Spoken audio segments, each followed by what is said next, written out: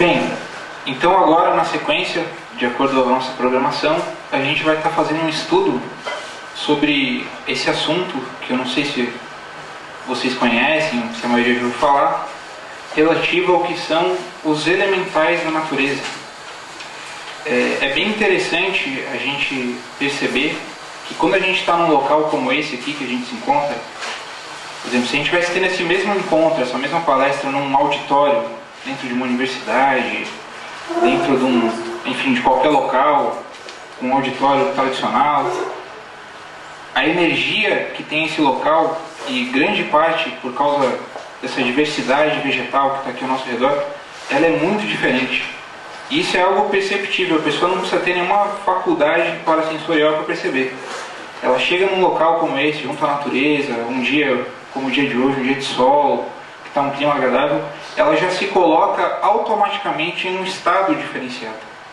Nós percebemos, isso é fácil para qualquer um ver, que quando nós estamos junto à natureza, há uma harmonia naquele local. A natureza ela possui uma harmonia, ela possui uma atmosfera que, quando nós estamos próximo a ela, realmente fica mais fácil a pessoa se tranquilizar, sentir seu coração, enfim, resolver seus problemas. É muito mais fácil próximo à natureza. E existe uma razão não apenas visual por trás dessa harmonia que a natureza nos proporciona. E justamente são essas inteligências, essas consciências, essas energias que estão por trás desses seres vivos que ali na natureza existem, em forma, vale a redundância, natural. Ali estão assim na sua forma mais pura, vamos dizer assim. Então o que nós vamos estudar aqui nesse momento é entender um pouco mais sobre essa parte oculta por trás disso tudo que existe na natureza. Plantas, animais, minerais, uma montanha, um bosque, um rio, o céu, o vento, a chuva. Tudo isso são fenômenos da natureza, mas por trás desses fenômenos existem forças, consciências, energias atuando. E o nosso objetivo agora, na sequência, é buscar entender um pouco melhor sobre isso e entender assim como que nós podemos estar nos integrando mais com essas forças, com esses seres aí que nos rodeiam, que às vezes a gente passa batido, nem percebe, nem se dá conta. Então eu queria iniciar fazendo algumas reflexões com vocês, para que produza perguntas, né?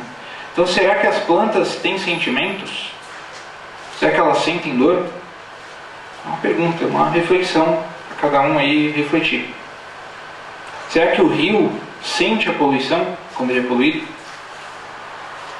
Será que aquele rio lá onde está caindo a poluição, o esgoto, o lixo, será que ele sente isso?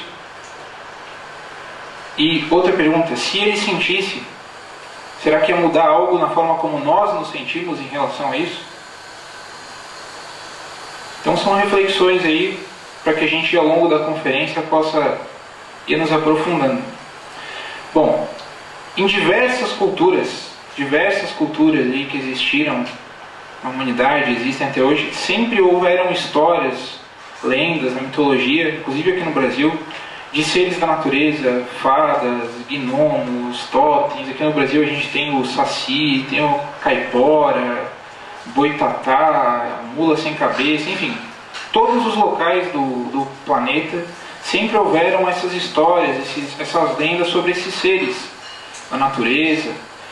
E esses seres sempre foram a forma com que esses povos, esse povo que vivia mais próximo à natureza, tinha de representar ou de explicar aquilo que eles sentiam, ou as forças com as quais eles conseguiam ter um contato.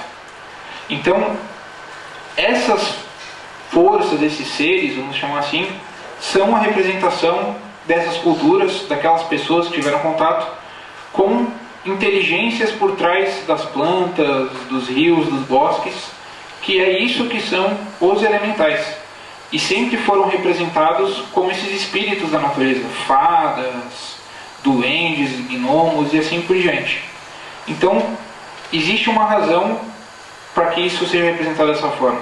Porque ao ter esse contato, cada um de uma forma diferenciada, dependendo da cultura, da região, a forma de traduzir esse contato com um ser que não tem como você mostrar para outra pessoa, assume características simbólicas, através do que é o simbolismo presente no inconsciente coletivo da humanidade. E aí cada região tem uma representação do que são esses seres.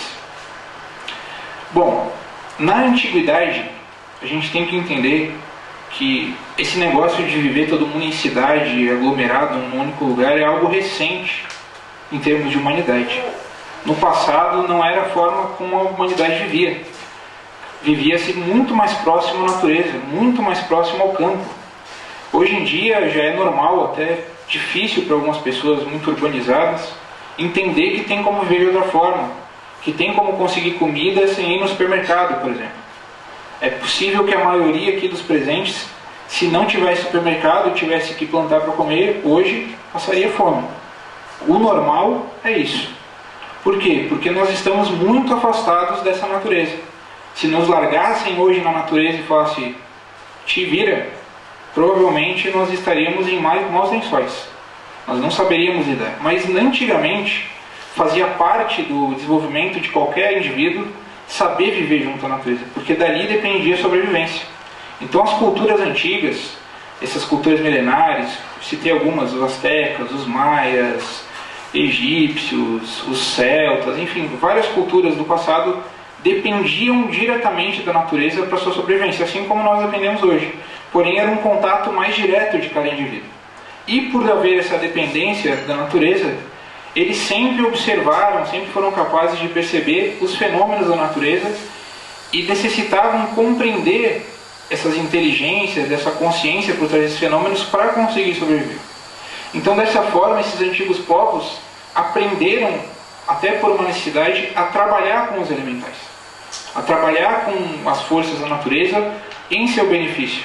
Porque muitas vezes a sobrevivência ou não sobrevivência daquela cultura dependia disso. Então, existe muita ciência, muito conhecimento por trás disso que os povos do passado faziam nesse trabalho junto à natureza com essas forças elementais. Porém, o que acontece é que hoje em dia a ciência, a cultura moderna descarta isso como crendices, como superstições, como algo que não tem valor para a nossa sociedade atual. Mas por trás desses conhecimentos que chegaram apenas resquícios hoje para nós, existia sim muita sabedoria desses povos antigos em conseguir ter um contato com essas forças naturais.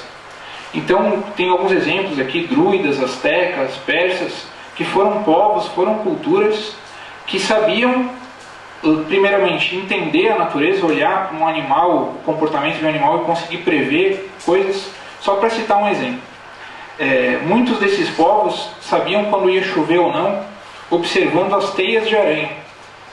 A aranha, quando ela faz a teia assim na natureza, na mata, quando vai chover, de alguma forma, ela sabe e ela reforça a sua teia, para que ela resista à chuva.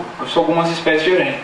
E aí a pessoa, ao conhecer a natureza, olhava lá a teia num dia. Se olhava no outro, estava reforçada, já sabia. Vem chuva aí. Isso é um conhecimento de observação. Mas por trás desse fenômeno, como que a aranha sabia que ia chover? Então, muitas coisas do comportamento dos animais e dos vegetais podem dar informações para o ser humano. Tem aquela história que quando teve o tsunami em 2004, lá na Indonésia, que os animais, inclusive uns que estavam presos num zoológico, fugiram, quebraram e subiram para o lugar mais alto, muito antes de tremer qualquer coisa e de chegar qualquer onda. Saíram, foram para o lugar mais alto e conseguiram esses animais se salvar. E a humanidade estava lá tomando banho de mar. Então tem um conhecimento ali intrínseco, tem forças ali, tem algum fenômeno por trás disso. E esses povos antigos sabiam perceber isso. E hoje nós podemos também perceber se assim o quisermos. Claro que o primeiro passo é ter esse contato maior com a natureza. Vocês todos podem aproveitar aqui esse local, a ilha de Santa Catarina como um todo, tem vários lugares junto à natureza para começarem a retomar esse contato, aqueles que não tenham contato. Bom, ainda hoje, diversas tribos esquimós, aborígenes, indígenas, têm lá seus pajés, seus xamãs, curandeiros, que nunca estudaram em faculdade nenhuma, nunca leram um livro de botânica, entram na mata e voltam com a planta que cura tal doença. E hoje existem inúmeros laboratórios internacionais, desses multimilionários, que estão na Amazônia, pegando o conhecimento desses indígenas, indo levando essas plantas para o laboratório, estudando e percebendo que, de fato, muitas daquelas plantas ali, a grande maioria, tem realmente princípios que curam aquela enfermidade, aquela doença. E aí, como que esses, teoricamente, pessoas que não têm cultura, que não estudaram, conseguem entrar na mata e saber qual planta serve para quê, como curar, como utilizar isso?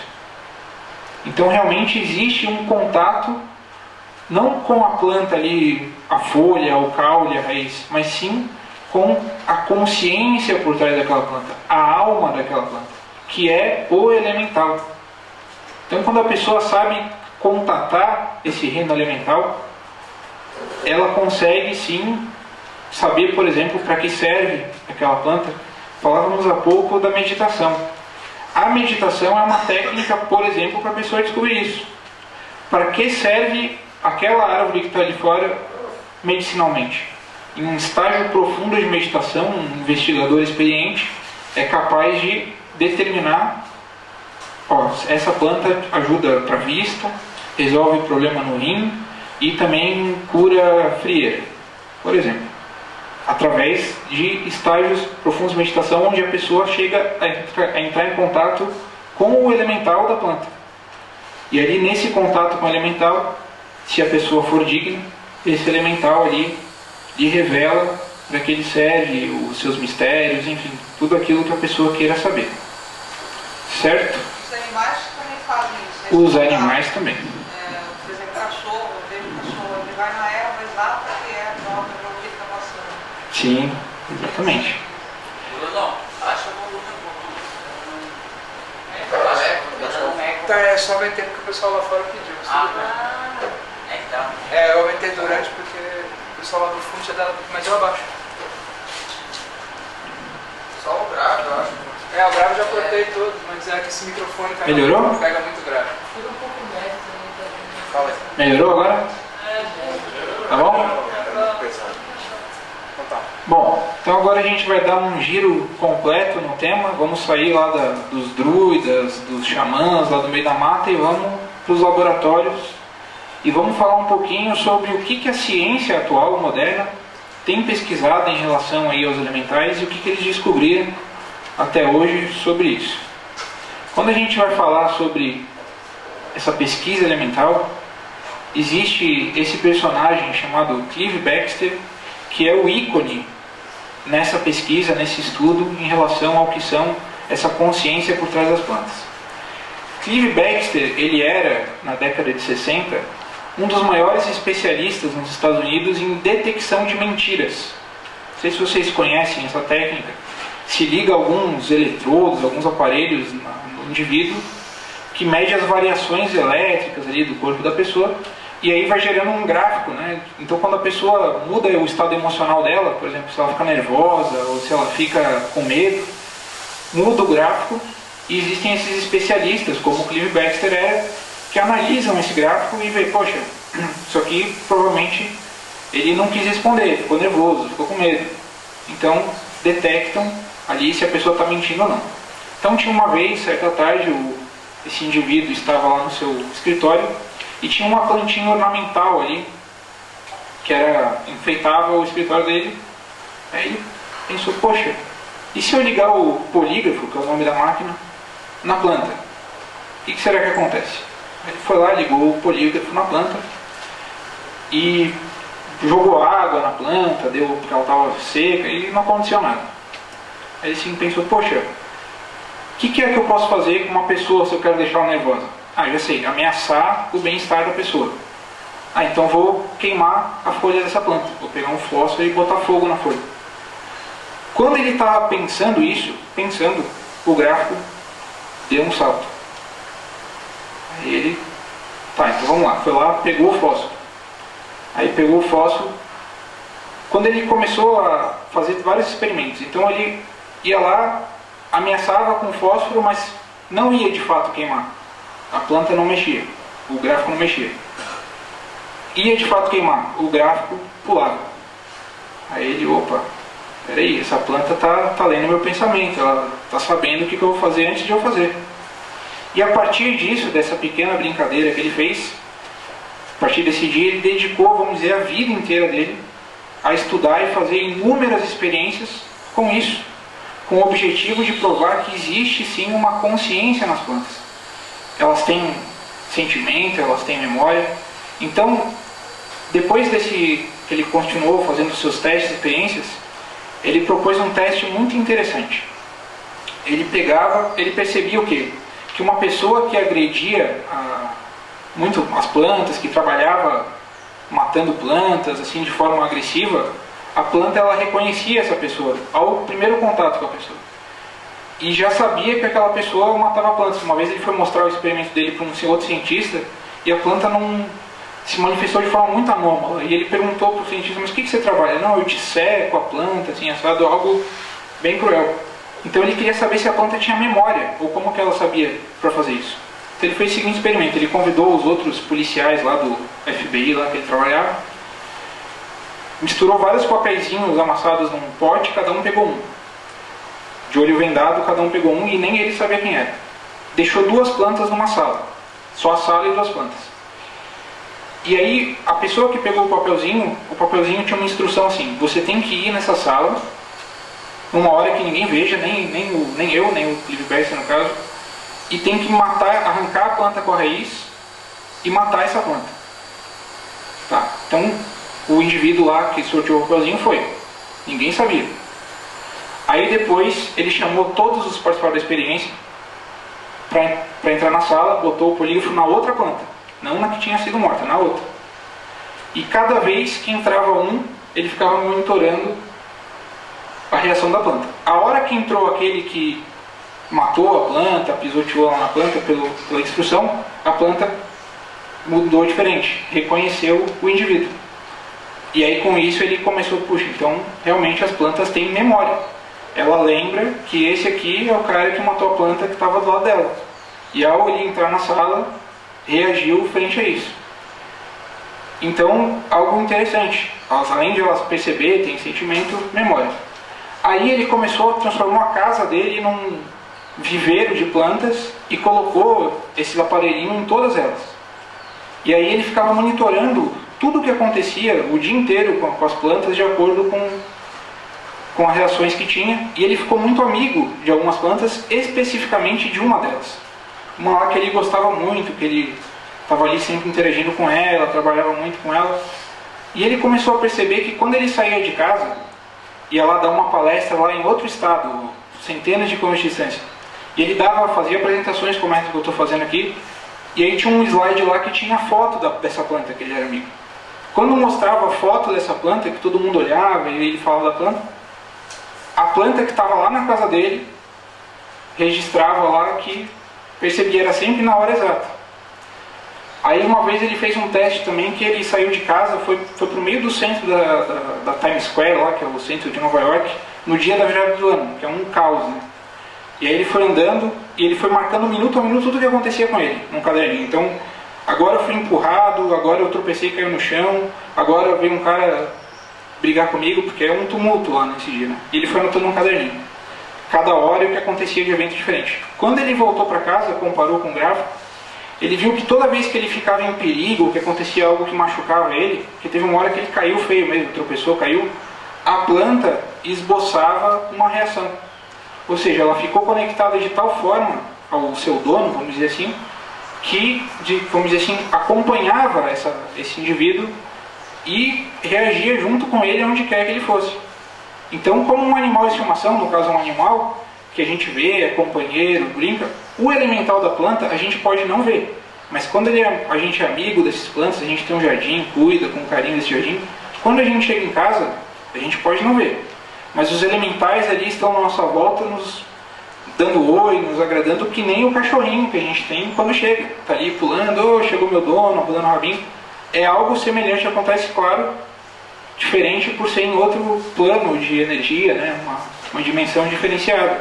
Mas, sim, existe essa consciência por trás das plantas, algo que ficou plena e amplamente demonstrado nesses estudos do Clive Baxter. Tem muita, poderia dar uma palestra só sobre os estudos que esse indivíduo fez, porque é algo muito interessante. Fato, quem tiver interesse pode pesquisar depois, mais a fundo. É algo muito bacana. Então ele percebeu o quê? Que elas têm memórias e que têm sentimentos. Elas lembram das pessoas que gostam delas, lembram das pessoas de quem ela tem medo e sentem uma relação, criam uma relação com aquelas pessoas que demonstram amor, carinho para elas, como um animalzinho de estimação. Então é algo profundo. Quando ele começou a publicar esses estudos, o Clive Baxter, ele gerou um furor lá nos Estados Unidos, né? Saiu em revistas famosas, e muitos cientistas começaram a querer imitar, fazer os estudos semelhantes para aprofundar esses estudos. Entre eles tinha esse indivíduo que chamava Marcel Vogel, que ele era um inventor, ele tinha uma indústria, fabricava luzes, vendeu a empresa dele e trabalhava na época na IBM. E na IBM ele tinha uma equipe e ele tinha que dar um curso sobre criatividade para essa equipe. E aí bem nessa época ele leu o artigo do cara, então ele, já sei o que eu vou fazer no meu seminário sobre criatividade. Vou dividir as pessoas em grupos e a gente vai todo mundo tentar repetir o experimento do Clive Baxter com as plantas. Então ele propôs isso com o pessoal. E aí ele fez o experimento, o outro aluno fez, todos os alunos dele fizeram e ele fez também. Quando foram comparar os resultados, ele tinha conseguido todos os resultados igual e nenhum dos alunos dele tinha conseguido. Aí ele achou estranho aquilo. Mas por que será? Aí ele começou a pesquisar, investigar isso, e ele via que toda vez que ele fazia dava certo, e que tinha outras pessoas que faziam e não dava certo. Aí ele começou a entender, ou fazer uma relação, que a vontade da pessoa em fazer aquilo, ou a conexão que ela criava com a planta, o carinho, o anelo em relação àquele experimento, influenciava na forma da planta reagir ou não. Aqueles alunos dele eram funcionários de uma empresa que estavam vendo aquele seminário dele como mais uma tarefa chata para ser feita. E aí fizeram ali, mas não colocaram um empenho, um carinho, e as plantas não responderam. Ele que estava fazendo porque gostou, que estava animado com a situação, começou a fazer ali e deu certo. Então, ele foi investigar isso, foi buscar estudar cientificamente o porquê desse fenômeno. E aí ele começou a fazer algumas experiências. Entre elas, ele pediu para uma pessoa que ele conhecia pegar 2 folhas de uma mesma árvore. 2 folhas. Numa árvore pega 2 folhas. Aí deixou em lugares diferentes da casa essa pessoa as folhas. Uma na cabeceira da cama e outra numa escrivaninha, por exemplo. E todo dia a pessoa acordava de manhã e conversava com uma das folhas que arrancou, tentando passar carinho para a folha, tentando falar, poxa, continua bem verdinha, continua bem bonita, continua aí viva, e a outra ela ignorava. Passado algum tempo, a folha que a pessoa ignorou, toda seca, marrom, e a que a pessoa todo dia lá conversar, verdinha, vistosa. Então, fazendo alguns estudos, ele percebeu que as plantas e esse trabalho com esses elementais dependem dessa interação, de uma conexão que a pessoa seja capaz de criar com aquela planta. Então, por isso que é diferente quando um médico, um xamã desse, que tem contato com a natureza, uma pessoa que gosta do seu jardim, vai lá e pega uma plantinha para fazer um chá, do que se vai qualquer um de qualquer jeito e pega a folha para fazer um chá.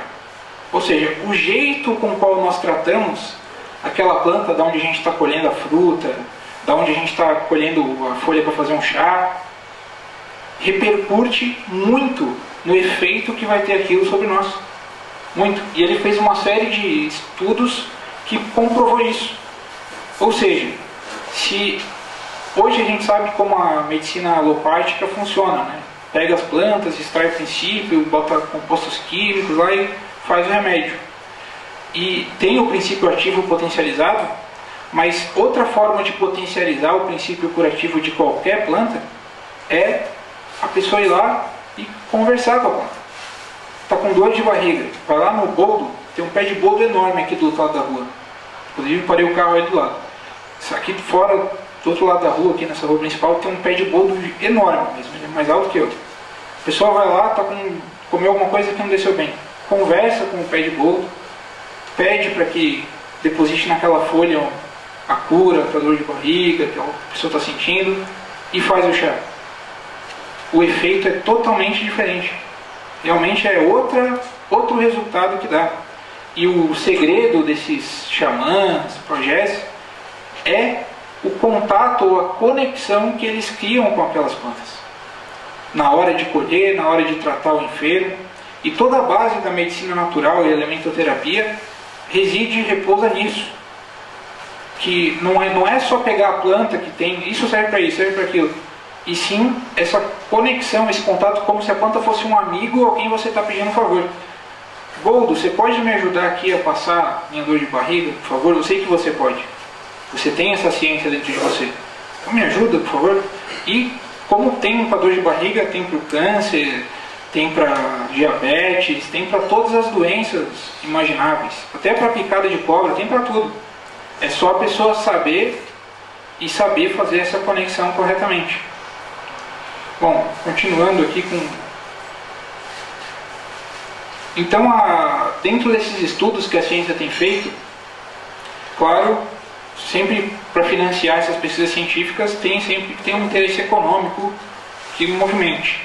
Então, onde é mais utilizado os vegetais hoje é na produção agrícola, alimentação, plantio, etc. E descobriram que o uso de música e até mesmo de acupuntura nas plantações ajuda aquelas plantações, as plantas ali, o cultivo, a vir com mais força, a nascer melhor.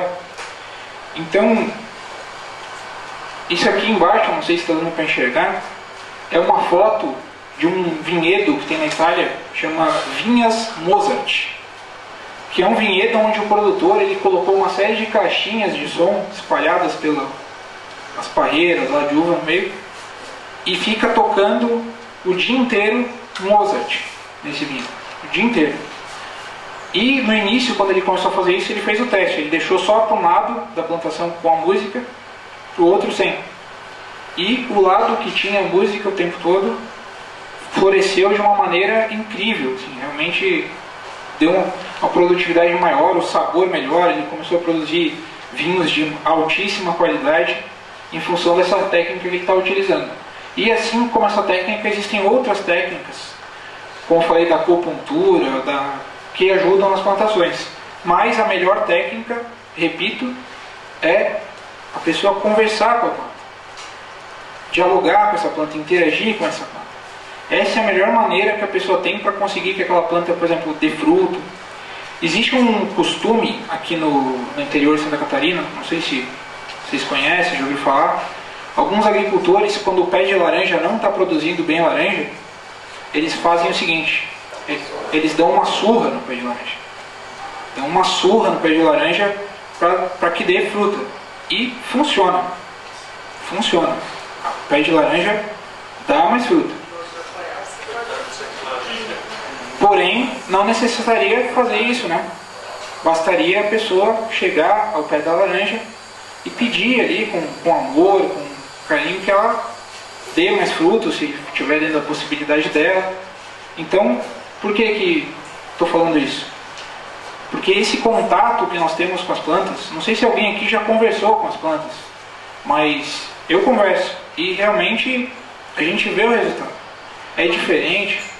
Oi? Eu faço reiki nas plantas. Faz reiki nas plantas. Então, qualquer tipo de interação que a gente possa ter ali gera benefício. A pessoa percebe ali, inclusive não só se a pessoa quer se curar, mas até se a pessoa quer ver naquela planta um amigo mesmo, um animalzinho de estimação, enfim, um companheiro da casa, e não apenas uma coisa que está ali para enfeitar, por exemplo. Mas sim que nem a pessoa tem o gato, tem o cachorro, ela tem lá a roseira, o que for que a pessoa tiver ali de planta que dê para a pessoa conversar, ter esse contato com a planta. Bom, então agora a gente vai querer entrar no que seria, vamos dizer assim, a explicação metafísica por trás desse fenômeno dos elementais. O que acontece ali na planta, como que se processa isso do ponto de vista metafísico. Então vamos falar um pouco sobre o que é a metafísica em si. Metafísica é uma palavra composta que significa, meta significa além. Então, além do físico. Então tudo que está além do físico é metafísico. Exemplo, o pensamento. Onde é que está o pensamento? Alguém vê o pensamento? Ele existe? O sentimento, onde é que está? Todo mundo tem sentimentos aqui. Todo mundo. E onde que está? Dá para pegar? Fica armazenado aonde na gente? No coração? Será? No corpo inteiro? Na cabeça? Pois é. Então tudo que está além do físico é metafísico. Um exemplo muito claro, pensamentos e sentimentos. E dentro desse aspecto existe o que é a anatomia oculta dos seres, que está expressa no que são os corpos internos. Então, dentro da ciência gnóstica, nós estudamos que além do corpo físico, existem outras energias mais sutis que compõem a nós mesmos como indivíduos. A gente se olha no espelho, vê o nosso corpo e acha que é aquilo.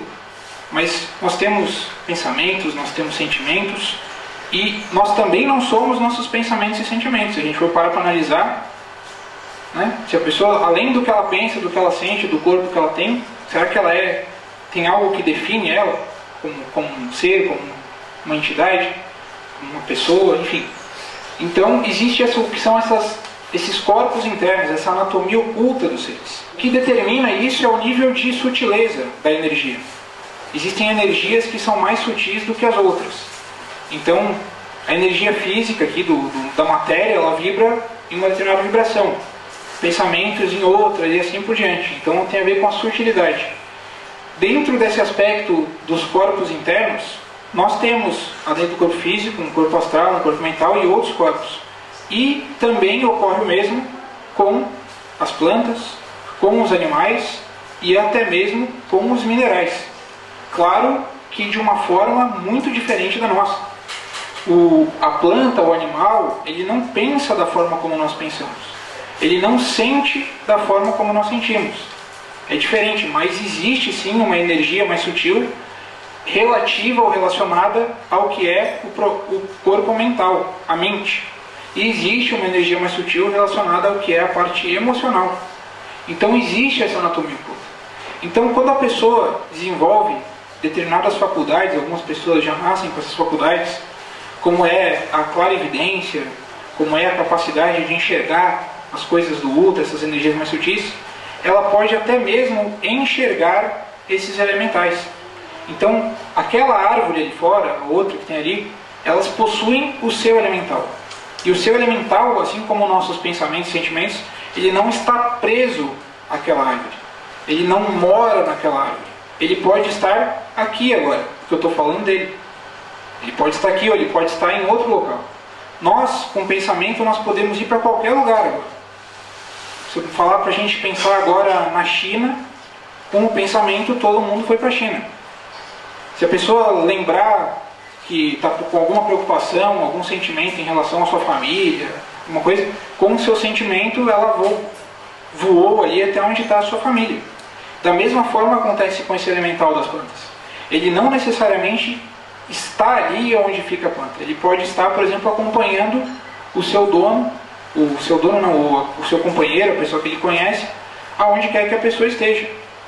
Então, isso ocorre, a gente vê repetidamente isso acontecer. E se a pessoa desenvolveu algumas faculdades parasensoriais, como é, por exemplo, a clarividência, ela é capaz de ver o elemental e aí dá testemunho fiel de que aquilo ali, de fato, existe e é assim. Então, isso é uma questão de sensibilidade que cada um tem. No nosso nível, mesmo que a pessoa não tenha clarividência ou alguma outra faculdade, ela tem sim um sentir. E se a pessoa for em qualquer árvore, qualquer planta aqui presente, e ter um contato direto com essa planta, ela vai sentir algo. Ela vai sentir a vida daquela planta interagindo com a vida que é nela. E esse contato, essa conexão que se gera, é um trabalho com o elemental.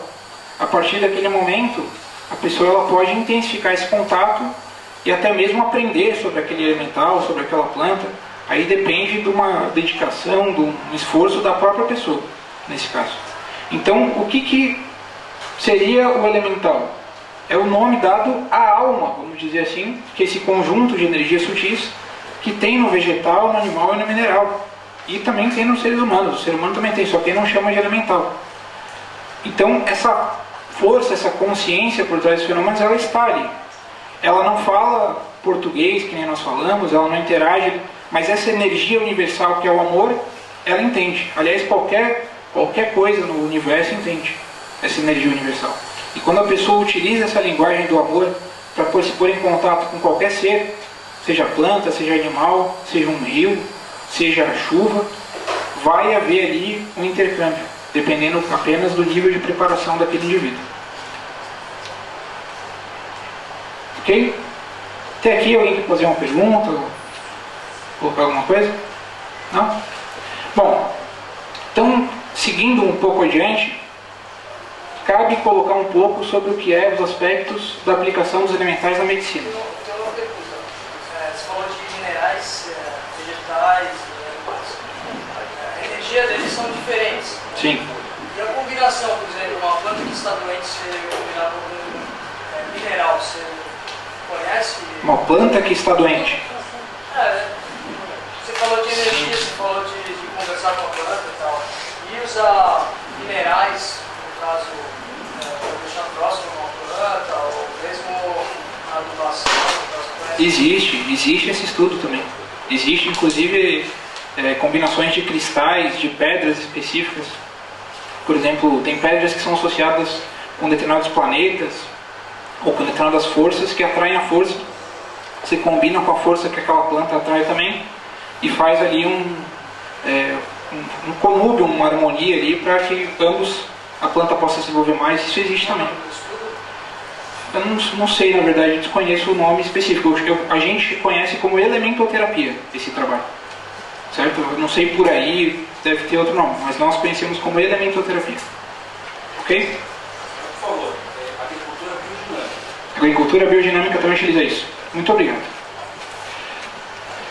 Bom, então, como nós falamos, se nós formos analisar profundamente, o princípio ativo isolado quimicamente de uma planta, ele tem sim o potencial de atuar sobre a enfermidade, enfim, toda a parte da questão da farmacologia se sustenta nisso. Mas não anula e não tira a importância da consciência daquela planta auxiliar a pessoa no processo de cura. Então, o uso de elementais na medicina consiste em trabalhar com a consciência da planta, com a consciência do animal, que muitas vezes está relacionado com coisas que nós sequer suspeitamos. Porque é uma ciência muito ampla, é outros níveis de trabalho. Então a pessoa ela trabalha com a consciência da planta para que ajude na cura. Então isso é a base da elementoterapia no trabalho da medicina, para o uso medicinal. Então como funciona? Dei o exemplo do boldo há pouco. Mas além do boldo existem outras plantas, inúmeras plantas que podem curar praticamente qualquer doença. Se a pessoa é um conhecedor disso daqui e conhece as plantas, claro que exige um pouco de estudo, ela não necessita mais de farmácia. Ela vai na natureza e ela encontra a cura para aquilo que ela necessita. Então é algo, claro, não estou falando para vocês fazerem isso agora, mas uma pessoa que já se aprofunda nesse estudo, ela é capaz de fazer isso tranquilamente. Lembrando que esse trabalho, ele se apoia no amor como linguagem universal. Repito, a pessoa vai conversar com uma planta, ela vai formular seus pensamentos, por exemplo, em português. Fala, oi, tudo bem, como é que vai? Mas o que a planta entende não é o português.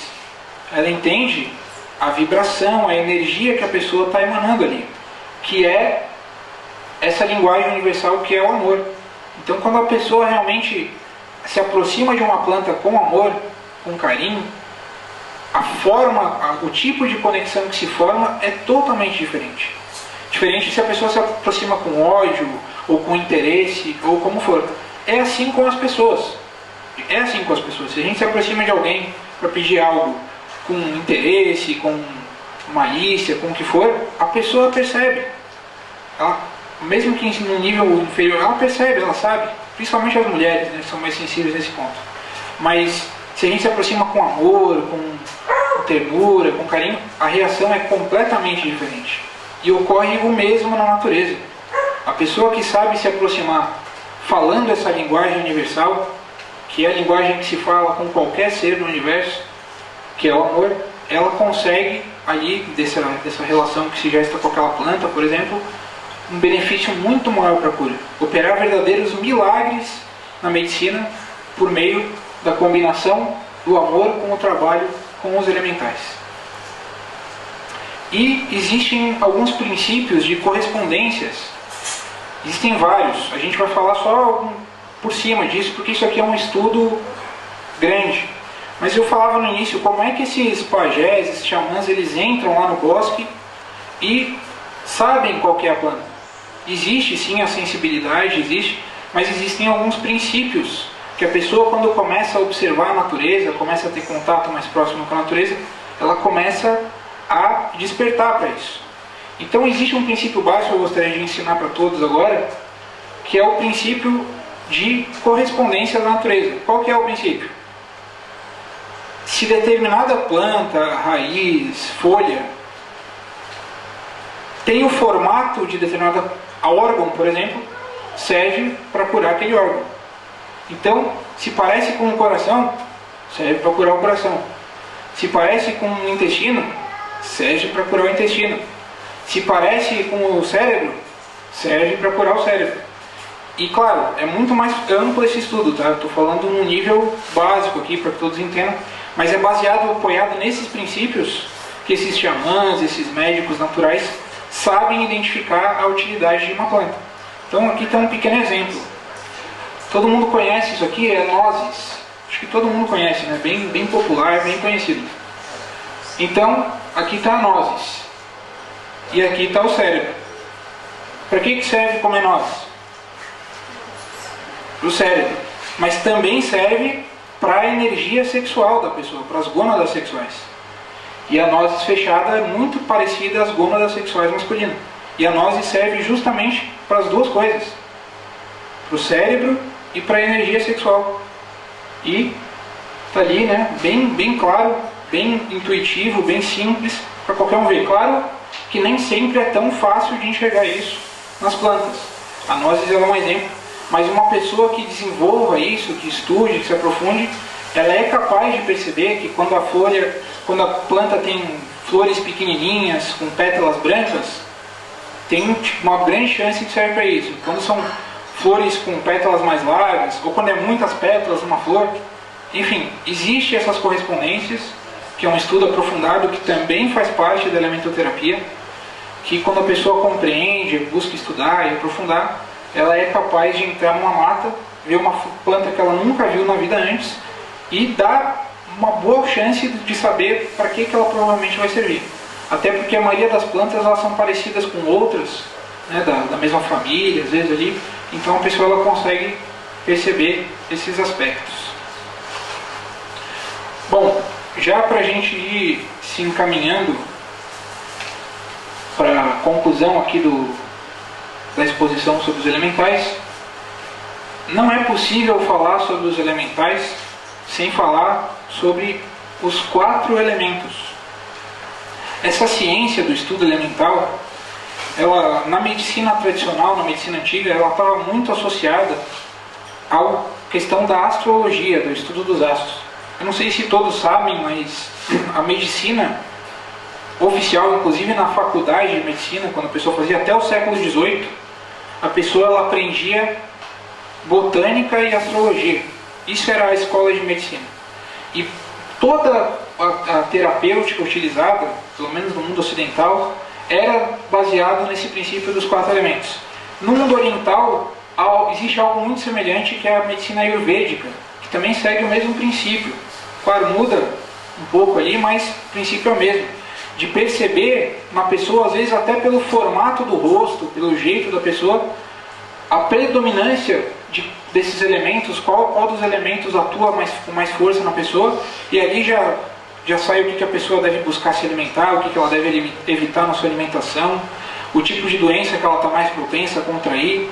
Às vezes, olhando para a pessoa, classificando corretamente ali essa distribuição desses 4 elementos no seu organismo, já é possível entender o tipo de doença que a pessoa tem. E conversando um pouco com a pessoa, aí a pessoa já descobre rapidamente. Então, isso se apoiava em forma de enxergar a natureza, de que toda a natureza se sustenta no que são 4 princípios fundamentais, representados por esses 4 elementos: terra, água, ar e fogo. E que cada um desses elementos possui os seus elementais. Possui os seus elementais. Então, os elementais da terra são chamados gnomos e pigmeu. Detalhe, a terra nesse caso não é a terra só, terra que a gente usa para plantar, a água não é a água só de beber ou a água do mar, mas sim o princípio desses elementos por trás das coisas. Inclusive dentro de nós, a gente vai ver em seguida, esses elementos têm várias manifestações, principalmente na parte psicológica, produzindo determinados tipos de estados emocionais, mentais, na pessoa, relacionados ao equilíbrio ou desequilíbrio desses 4 elementos em nós. E, repito, a base de toda a medicina até o século XVIII era isso. Os grandes médicos aí da história, Hipócrates, Galeno, Esculápio, usavam isso aqui para fazer a cura. Esse estudo dos elementos, aliado um pouco à astrologia, para fazer esses estudos. Nostradamus, que foi um astrólogo muito famoso, ele aprendeu astrologia na faculdade de medicina. Ele estudou na faculdade de medicina lá na França e foi lá que ele aprendeu astrologia. E a partir da astrologia que ele usou para fazer todas essas previsões aí que as pessoas conhecem. Ou seja, a pessoa estudar medicina aprendia um pouco sobre essa questão dos elementos dentro da pessoa, certo? Então esses elementais da água são as ondinas e nereidas, do ar, silfos e sílfides, do fogo, as salamandras. A pessoa, quando ela está em contato com o elemento diretamente, por exemplo, vendo uma fogueira, ela pode se pôr em contato com as salamandras do fogo, com esses elementais ali, com essa inteligência ou consciência por trás daquele fogo. E se ela consegue um estado adequado, ela pode até mesmo enxergar essas salamandras como pequenas cobrinhas de fogo que ficam circulando ali ao redor da fogueira, se desprendem nas faíscas e giram. Da mesma forma, os silfos e sílfides do ar, se a pessoa está concentrada num dia claro como hoje, olhando para o céu, ela consegue divisar no ar ali algumas formas, claro, dependendo da sensibilidade de cada um. E é possível trabalhar com esses elementais da mesma forma com que as plantas, com essa linguagem universal que é o amor, pedindo ajuda para esses elementais para saúde. E no caso, na sequência, a gente vai falar um pouco da parte psicológica do ser humano, que é algo muito importante para nós. Então, cada elemento desses, dentro da nossa psicologia, quando bem equilibrado ou mal equilibrado, produz dentro de nós determinados estados relacionados ao equilíbrio ou desequilíbrio desses elementos. Então a terra, bem equilibrada, bem organizada dentro do indivíduo, não como terra, né, como princípio elemental ali por trás dos organismos. Inclusive na medicina tradicional, essa antiga, esses 4 elementos estavam relacionados a determinados fluidos do nosso corpo. Então era a fleuma, a linfa, a bilis negra e a bilis amarela. Que aí, conforme esses fluidos ali eram produzidos, a tendência a pessoa a ter mais produção de bilis, por exemplo, deixava a pessoa mais irada, mais raivosa. Muita fleuma, a pessoa ficava muito apática, muito indiferente às coisas. Enfim, e aí esse equilíbrio e desequilíbrio desses elementos fazia a pessoa ter determinadas propensões a certas doenças, determinados... Então o estudo da elementoterapia também engloba isso. Então a terra bem equilibrada na pessoa produz paciência, constância, tenacidade, diligência, ternura, mística. E desequilibrada na pessoa produz gula, preguiça, apegos, avareza, ceticismo, materialismo, egoísmo, melancolia. Algo interessante, falava da astrologia, né, que a pessoa de signos de terra não é regra, mas tem a tendência maior, porque não é só o signo que influencia, é um monte de coisas.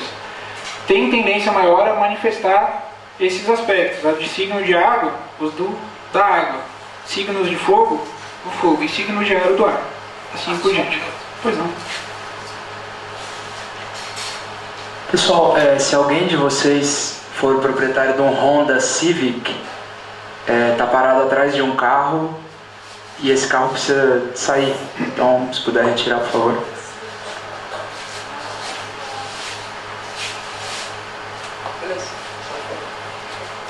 Então vamos continuar.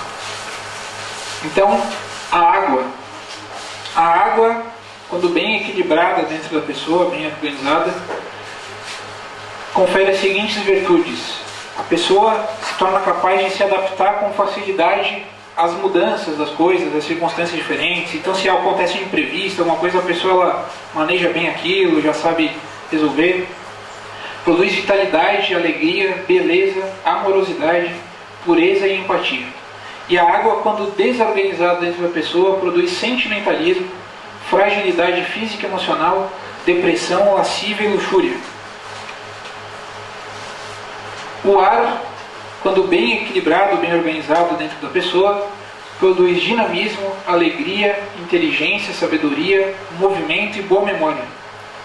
Quando desequilibrado, produz divagação, conflitos mentais e psicológicos e instabilidade. E por último, o fogo, quando bem organizado, bem equilibrado dentro da pessoa, produz altruísmo, bondade, força, coragem e intrepidez. E quando desequilibrado, ira, orgulho, vaidade, impaciência e impulsividade. Então, como nós vemos, temos nós dentro de nós todos esses elementos em constante conflito. Eles estão ali mexendo, trabalhando. E o que acontece? Todos temos os 4 elementos, mas claro que existe uma tendência, de acordo com a nossa biologia, genética e assim por diante, a pessoa ter mais tendência a desequilíbrio em um determinado elemento, mais tendência a equilíbrio em outro. Então, aliado a isso, existe a questão da alimentação. Dependendo do que a pessoa consome, dependendo do que a pessoa se alimenta, vai ajudar a produzir, por exemplo, desequilíbrios no elemento fogo. Se a pessoa já tem uma tendência à impulsividade, ira, orgulho, é uma pessoa muito explosiva, certos alimentos vão ajudar, vão fazer a pessoa ter mais tendência ainda a isso. E certos alimentos vão ajudar a pessoa a estabilizar aquilo. Da mesma forma, o elemento água, da mesma forma, o elemento ar. Então, existe um estudo amplo em diferentes culturas, né? Até falei da medicina ayurvédica, utiliza princípios semelhantes, não são os 4 elementos que eles utilizam. Eles usam os doshas lá. Eu não sou profundamente conhecedor, mas eu sei que tem a questão dos doshas, que tem bastante relação com isso. E quando nós começamos a perceber esses desequilíbrios em nós, já mediante um trabalho de autoconhecimento, a pessoa ela é capaz de conseguir ir contornando, conseguir superando. Se a pessoa tem muita dificuldade na vida porque ela é muito explosiva, por exemplo, ela pode trabalhar com os elementais do fogo. Ela pode acender uma fogueirinha ou até uma vela na sua casa e pedir ali para as salamandras do fogo que ajudem ela a ser mais calma. Por quê? Porque essas salamandras do fogo ela tem dentro de si também essas consciências elementais. Então, pedindo para que trabalhem junto as salamandras do fogo que cada um de nós tem dentro, já que nós temos esses 4 elementos dentro, para que se equilibrem, para que ajudem a se acalmar. E aí as pessoas vão perceber isso, dá uma ajuda imensa para que a pessoa seja capaz de superar ali. Realmente é uma ajuda muito grande que a pessoa consegue obter fazendo esse tipo de trabalho, trabalhando, por exemplo, com as salamandras do fogo, nesse exemplo que eu dei. Então, dentro desses estudos dos 4 elementos da medicina, existem muitas aplicações dos estudos elementais para a vida da pessoa. Pois não. Pode só voltar o do ar, só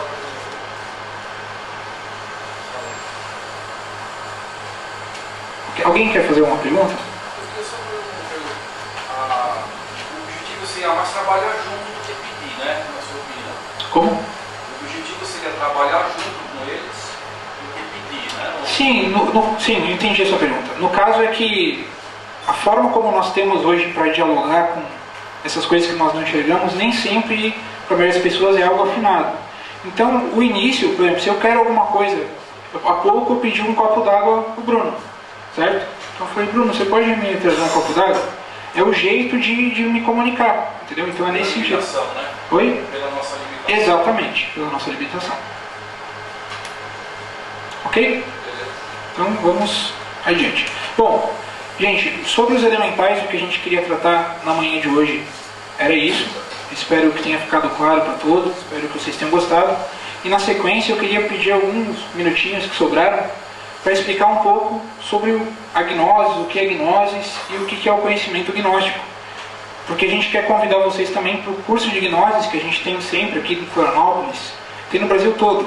Mas aqui no norte da ilha, no caso, a gente vai começar agora 2 turmas daqui a algumas semanas e convidar todos vocês. E caso alguém tenha interesse em fazer em outros locais, a gente tem outros locais que dão curso. Bom, gnoses é uma palavra que vem do grego, significa conhecimento. Só que os gregos eles tinham 2 palavras que significavam conhecimento. Uma é episteme, que significa esse conhecimento como nós hoje o concebemos. Que a pessoa lê um livro e aprende, que a pessoa assiste uma palestra, como vocês assistiram, e aprende, faz um curso, uma faculdade e aprende. Isso é um tipo de conhecimento. Os gregos chamavam esse tipo de conhecimento como episteme. Gnoses era um outro tipo de conhecimento. Gnoses era um conhecimento que brotava de dentro da pessoa, da própria pessoa, de acordo com a preparação que ela tinha. Ou seja, um conhecimento que vinha de dentro e não de fora. Não sei se entende. Então a pessoa, ela compreendia algo, ela chegava a uma resposta por si, e aí surgia essa gnosis em relação àquilo. Então a frase que define o que é a busca pela gnose, ou o que é a gnosis, é a frase que estava escrita no pórtico do oráculo de Delfos. Homem, conhece-te a ti mesmo e conhecerás o universo e os deuses. Então, já que é um conhecimento que vem de dentro, gnosis, a melhor forma de obtê-lo é através do autoconhecimento. Dentro disso, a prática de meditação é algo excelente para fazer com que essa gnosis brote na pessoa. Então, esses 2 tipos de conhecimento eram retratados ou manifestados como 2 doutrinas, isso já pela cultura oriental, como a doutrina do olho e a doutrina do coração. Então a doutrina do olho é aquela que você lê um livro, estuda sobre algo, ouve uma conferência e armazena uma informação sobre aquilo. Então eu posso pegar aqui e ler um livro inteiro sobre a China, com fotos, com tudo que tem lá. Mas se eu nunca fui para a China, pisei lá, senti o cheiro de lá, falei com um morador que mora lá, o que de fato eu sei sobre a China? Da mesma forma, eu posso ler um livro de 200 páginas sobre como andar de bicicleta. E a bicicleta, e você pedala assim, segura no guidão assim. Se eu não subir na bicicleta e botar ela para andar, o que eu sei sobre andar de bicicleta? Da mesma forma acontece com esses conhecimentos que a gente tem. A gente às vezes faz um curso, faz uma faculdade, faz isso, faz aquilo. Muita informação. Mas o que a pessoa tem de fato de sabedoria, de conhecimento em relação àquilo? E sem praticar, de fato, não surge a gnose. Por isso que o curso de gnose sempre tem uma prática ao final que a pessoa pode fazer, inclusive para comprovar aquilo que foi citado. Se vocês colocarem em prática o que eu falei sobre os elementais, sobre a meditação, não tenho dúvidas que vão comprovar isso, que vai surgir essa gnose, que é a doutrina do coração, que resulta daquilo que experimentamos com a nossa consciência, tanto no mundo físico como nos mundos internos, porque já é algo interno, já é algo que não tem nem às vezes como explicar. E isso é interessante, gnoses não tem como ensinar. É um curso de gnoses, mas não tem como ensinar gnose. Tem como ensinar as práticas para que a pessoa possa fazer com que essa gnose brota, mas não é porque a pessoa fez o curso de gnose que ela sabe gnose. Não há como ensinar. Então, a doutrina do olho é a cultura. E no coração é gnoses. Então, gnoses, por não ser necessário a pessoa ter que ler, fazer curso, ela é acessível a todos. Indiferente da formação cultural, intelectual, etc. Conheço grandes sábios que sabem ir numa planta ali e falar tudo sobre ela, que são analfabetos. Me falou que uma vez que a única vez que entrou numa escola foi para pintar essa escola. Foi a trabalho para pintar. E é grandioso, sabe? Porém, claro, não quer dizer que a pessoa deve ignorar isso aqui. O que deve existir? Um equilíbrio. A pessoa sim deve estudar, mas deve tudo que ela estudar, aprender de forma intelectual, pôr em prática. Vivenciar, experimentar, senão é apenas mais uma teoria. E essa teoria ela fica ali e com o tempo a tendência é que ela evolua, que ela não dê seus frutos. Isso posto, teríamos de convidar vocês então para o curso de Gnoses. No caso aqui eu coloquei 2 turmas que vão iniciar no norte da ilha, mas nós temos aqui em Florianópolis curso de Gnoses no centro, na UFSC e no sul da ilha. E temos também em São José, na Palhoça e outras cidades do estado. E para os que são de fora do estado, tem no Brasil todo. Quem quiser saber quando vai ter turmas, locais, pode acessar o site, que lá costuma ter programação de cursos e tudo mais. Então, alguns temas que a gente trata no curso: personalidade, ciência e ego, despertar da consciência, os chakras, meditação, desenvolvimento astral. Então, o curso é um curso de autoconhecimento. A gente estuda estudando psicologia, começa com psicologia, a pessoa se autoconhecer, e aí vai entrando em outras áreas, metafísica, elementoterapia, assim por diante. A gente vai abrir 2 turmas aqui na nossa sede, no norte da ilha. Uma fica na Vargem Grande, a sede. Vargem Grande, para quem não conhece, fica próximo ao Terminal de Canasvieiras, é uma rua principal, entrada na Cristóvão Machado de Campos. Uma vai iniciar segundas-feiras, no dia 26 de novembro, às 19h30, e a outra vai ser todos os sábados, às 10 da manhã, iniciando no dia 24. Quem tiver mais dúvidas, quiser saber mais, pode. A gente tem aqui uns panfletinhos, algumas informações. Tem ali meu telefone, tem um e-mail e tem o site também. Então o curso de Gnoses, ele tem 23 temas, sendo que a gente dá 2 temas mais ou menos, às vezes 1, às vezes 2, mas normalmente 2 temas por encontro. São encontros semanais, uma vez por semana. Dura 1h30 esses encontros. Cada tema costuma ter uns 45 minutos, e 1h30 a gente faz. E a duração do curso é uma duração de aproximadamente 4 meses. Aí depende de feriado, de outras datas assim, às vezes é menos, às vezes é mais. E o curso é totalmente gratuito, assim como a conferência. Vocês podem convidar outras pessoas, é aberto para qualquer pessoa que vocês queiram. E... pois não. E a gente só pede que levem um caderninho, se possível, porque tem muita informação, muito conhecimento. Se a pessoa não anota, acaba se perdendo todo o conhecimento e informação que a gente costuma passar no curso. Alguém tem alguma pergunta sobre o curso, sobre Gnoses? Tem um número específico de pessoas que vocês vão abrir, vão avisar, ó, tá encerrado, fechou? Não tem número. Se tiver, quantas pessoas tiver, tem curso. A gente abre outra turma se precisar. Tá. Não tem problema. Tem muitos instrutores aqui em Florianópolis, a gente pode abrir quantas turmas precisar. Tá? Mas pelo fato de indicar alguém também, porque eu acho que eu vou fazer. Não, pode indicar. Pode indicar assim. Essas turmas vão ter, né? Tipo, independente. Você vai fazer aqui no norte da ilha mesmo? Fora os ingleses aí. Então tá bom. Eu vou pedir então, a gente encerrando aqui, para aquelas pessoas que queiram fazer no norte da ilha, que me procurem para a gente anotar já os nomes e fazer as inscrições. Ok? Então só algumas observações, deixa eu ver se eu falei todas. Então as conferências iniciam no horário indicado. Procurar não faltar as conferências, porque ela tem uma sequência, uma vai complementando a outra. E as inscrições estão abertas. Bom, da minha parte eu gostaria de agradecer a todos pela participação de vocês no evento essa manhã, especialmente ao Bruno e à Thaís por haverem feito o convite para nós. A gente fica muito grato por essa oportunidade. Esperamos que tenha sido uma experiência proveitosa a todos e um bom resto de domingo a todos.